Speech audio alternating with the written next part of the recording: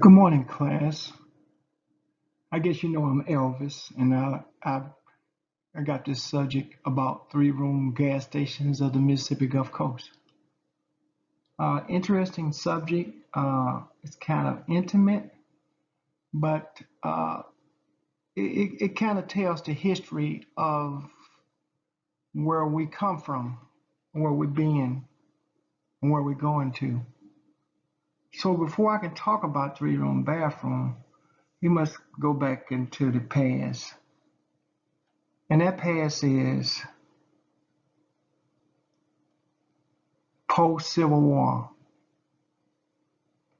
Post-Civil War.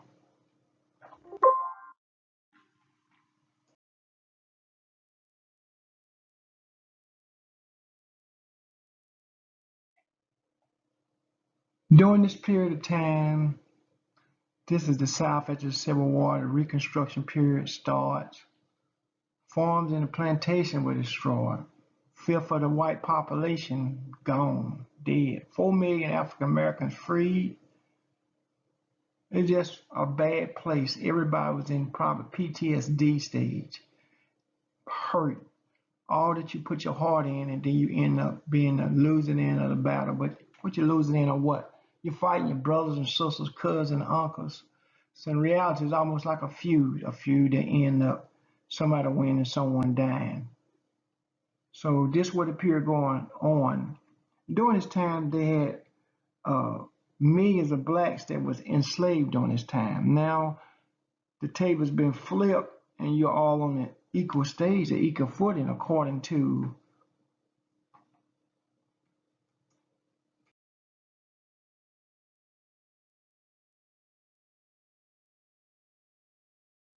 the 13th Amendment. And during the 13th Amendment, it said that no slavery would no longer be allowed in the United States. So guess what the South does? Many of the states and local government, they enacted laws to maintain control over their local black population. Because a lot of the laws, as you know, the governor now can write laws to govern their states. So with this vast force in mind, you already still have your workforce there, but you have to change the way you would use these black peoples. So what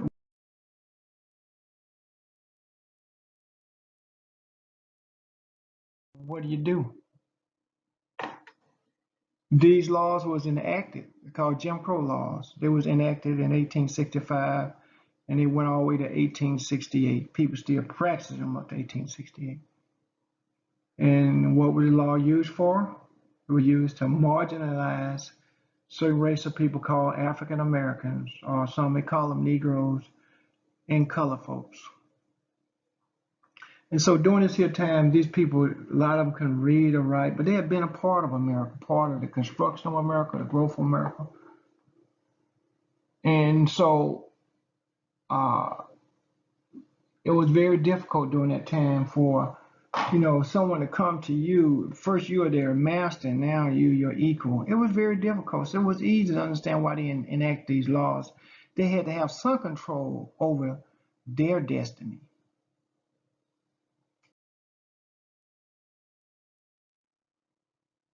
So when these black codes were written into law, it made a lot of blacks indentured servants, meaning that you can stay on the land and work it. We'll give you a place, room and board, but you got to pay for it. So you find yourself fixed on these particular plots of land.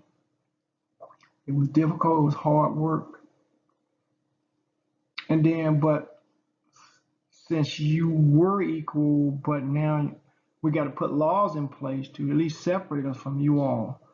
Even though the 13th Amendment frees you, it didn't free you to be close to. That's how they interpret the law. So they wrote the codes to determine where they're going to live, the facilities they could use, their mode of travel, the conjunction with the mix of public. Segregation was the principal idea.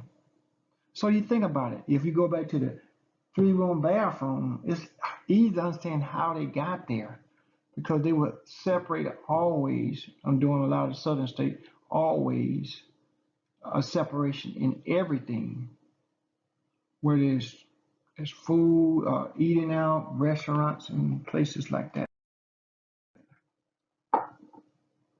The system, as they say, was fixed or stacked such a way that the soldiers that came out of the Confederate War, they became the police and judge and officers over these particular people.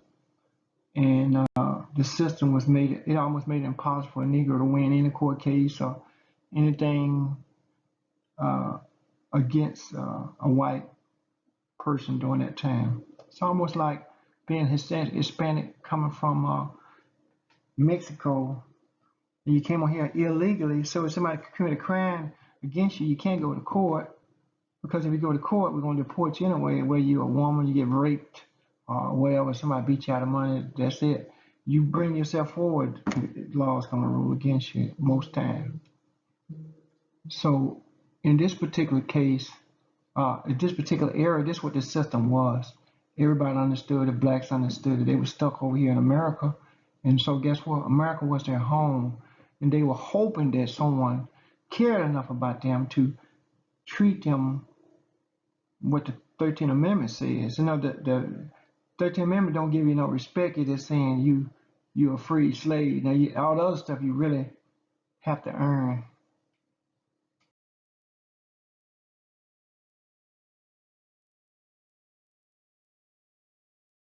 It's an unwritten law, though.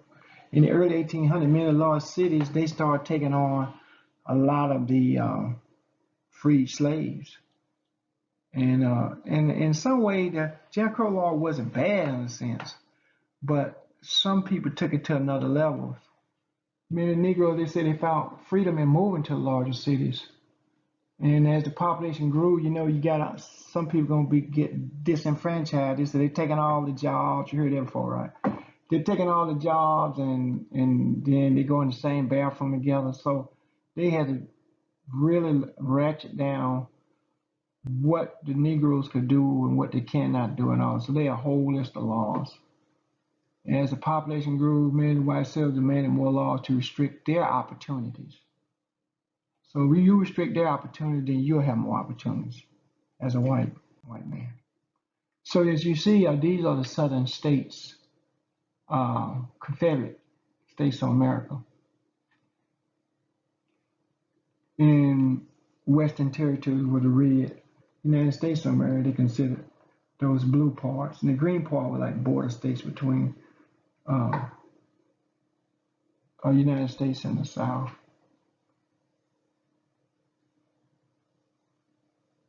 This was the divided nation. This was the 1861 and 1865.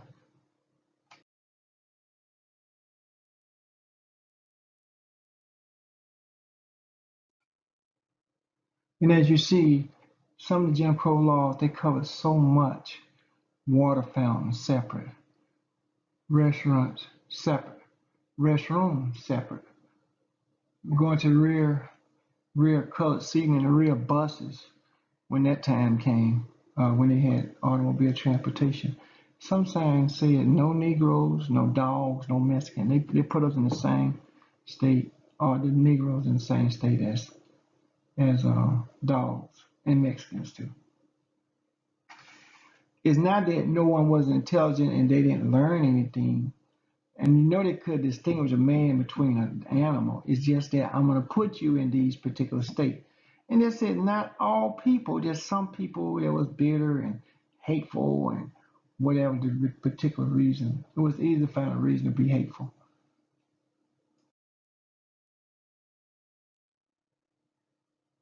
They enforced this segregation, public venues, public pools, jail, public booths, asylums. I mean, if a black person touched his feet in the water or a pool, they'll drain that whole pool and scrape it till the paint come off of it, just to make sure that they didn't leave any black juice on their finger or something. I don't know what it was, but that was just a real thing doing it. That's just how it was.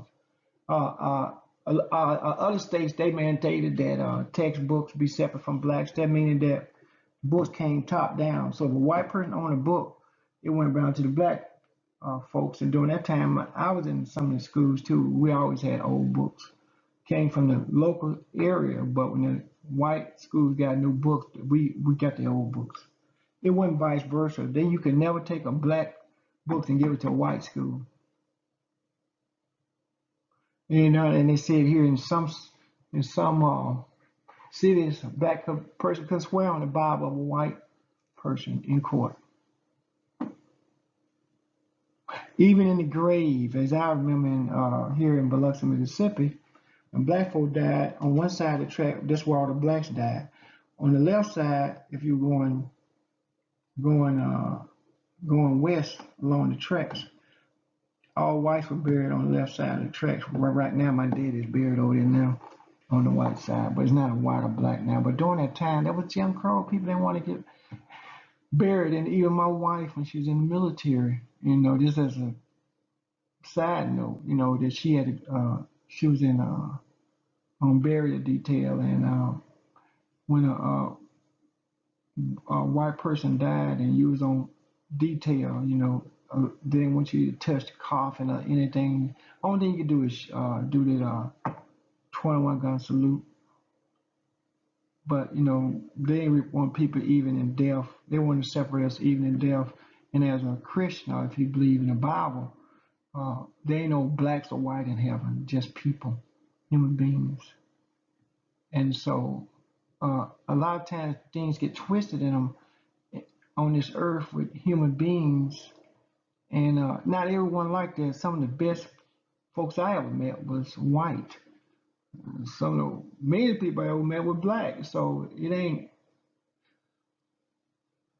how you feel about people is really not based on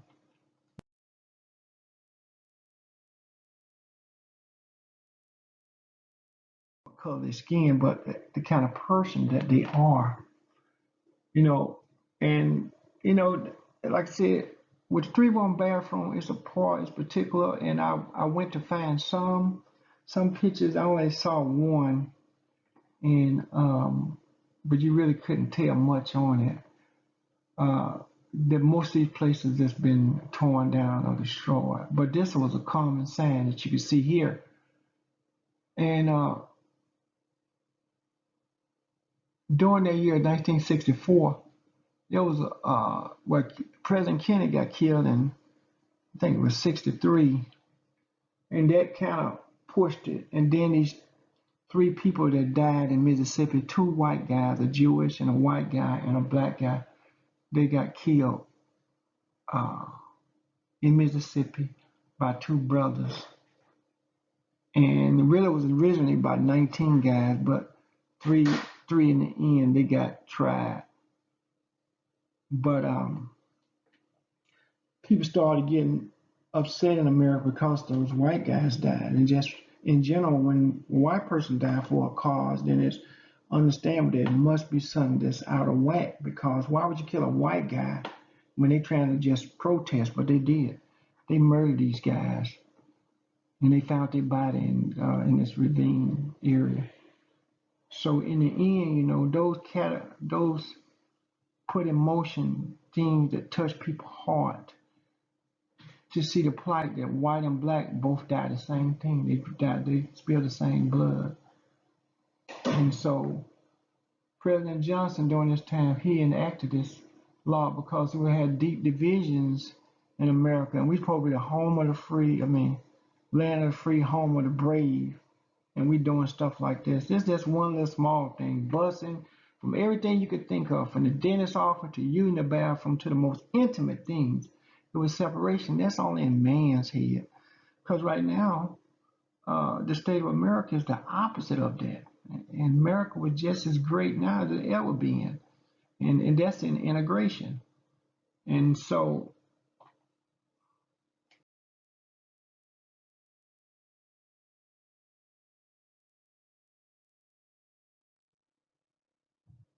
at one time, one could claim a racial superiority. You probably could, because at the time you got all the education, you got all the land, you got all of that stuff. And they did. But as far as class, it takes a different type person to get class, right? Poor white and poor black had the same burden. They were both poor. True class is how you treat your fellow neighbor, your fellow man. That really tells who the man really is. And so during the time the Jim Crow law was enacted, as I can say as a time to bridge the gap, because think about it, you done got wiped out after the Civil War, and these guys fought with all their heart. They gotta give them something coming back. At least they get a sense of power. And guess what? You have power over these certain kind of people. They don't know anything. They can't read and write, and they glad to say, bow their head down, look, because they glad to be over here. But it doesn't make you better than them. But those laws made a group of people feel good at the time, and it lasted almost 100 years. But over the fullness of time, the true measure of a man comes out, especially when it affects him in particular. It's like drugs in America. You see a certain class of people in the United States are in drugs, and then when it filters over to your population, then you get to understand that it's a bad thing for everyone. Sometimes you might need to make that leap before it costs you your children or your family members.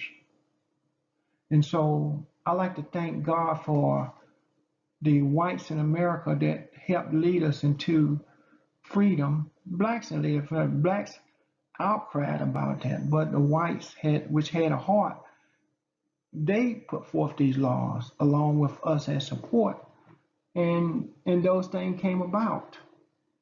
And so even all those that gave their life for these causes, it wasn't in vain, because I'm reaping the benefits of being a black man in America.